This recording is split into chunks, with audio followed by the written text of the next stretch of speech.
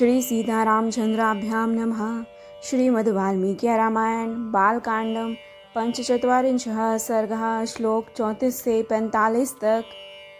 विषय: देवताओं और दैत्यों द्वारा क्षीर समुद्र मंथन, भगवान रुद्र द्वारा हलाहल विष का पान, देवासुर संग्राम में दैत्यों का संहार। षष्टिः कोट्यो अभुवन्स्तासाम् अप्सराणां सुवर्चसाम् असंख्येयास्तु काकुतस्थयास्तासां परिचारिकः। अर्थात काकुतस्थ उन सुंदर कांति वाली अप्सराओं की संख्या 60 करोड़ थी और जो उनकी परिचारिकाएं थीं उनकी गणना नहीं की जा सकती, वे सब असंख्य थीं। न तहा स्म प्रतिगृह्णन्ति सर्वे ते देवदानवः अप्रतिग्रहणादेव तावै साधारणां स्मृतः। अर्थात उन अप्सराओं को समस्त देवता और दानव कोई भी अपनी पत्नी रूप से ग्रहण न कर सके, इसलिए वे साधारणा सामान्य मानी गईं।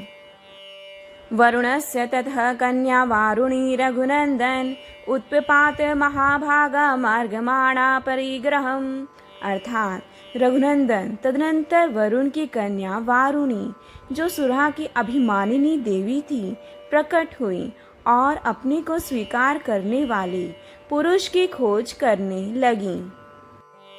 दिथे पुत्रानैताम राम जगृ वरुणात्मजाम अदितेस्तु सुता वीर जग्रहुस्ताम निंदिताम। अर्थात वीर श्री राम दैत्यों ने उस वरुण कन्या सुरा को नहीं ग्रहण किया, परंतु अदिति के पुत्रों ने इस अनिंद्य सुंदरी को ग्रहण कर लिया।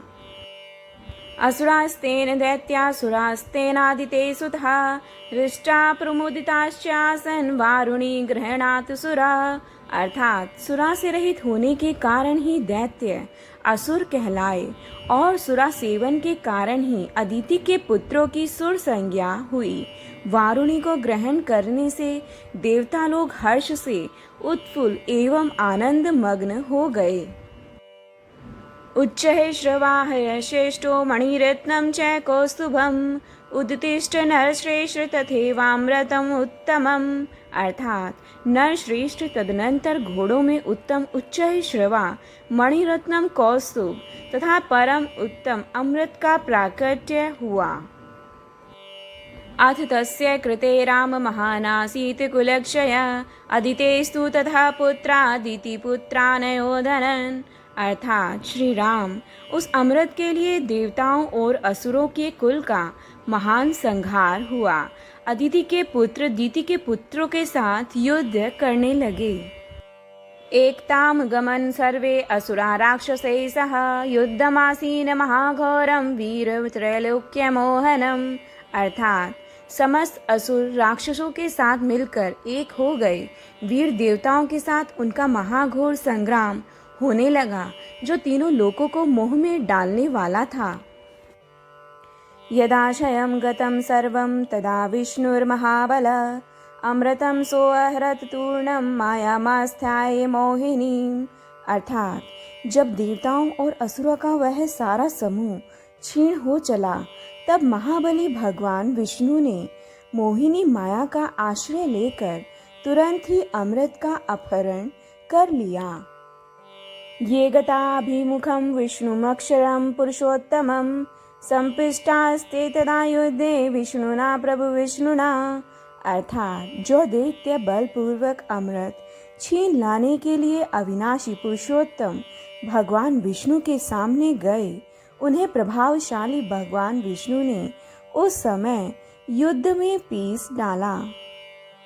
अदितिरात्मजा वीरादिते पुत्रान् निजजिरे अस्मिन् घोरे महायुद्धे दैत्यादित्ययोषम्। अर्थात देवताओं और दैत्यों के उस घोर महायुद्ध में अदिति के वीर पुत्रों ने दिति के पुत्रों का विशेष संहार किया। निहत्य दिति पुत्रांस्तु राज्यं प्राप्य पुरंदर शशास मुदितो लोकान् शर्षि संघान सचारणान्। अर्थात दैत्यों का वध करने के पश्चात त्रिलोकी का राज्य पाकर देवराज इंद्र बड़े प्रसन्न हुए और ऋषियों तथा चरणों सहित समस्त लोकों का शासन करने लगे।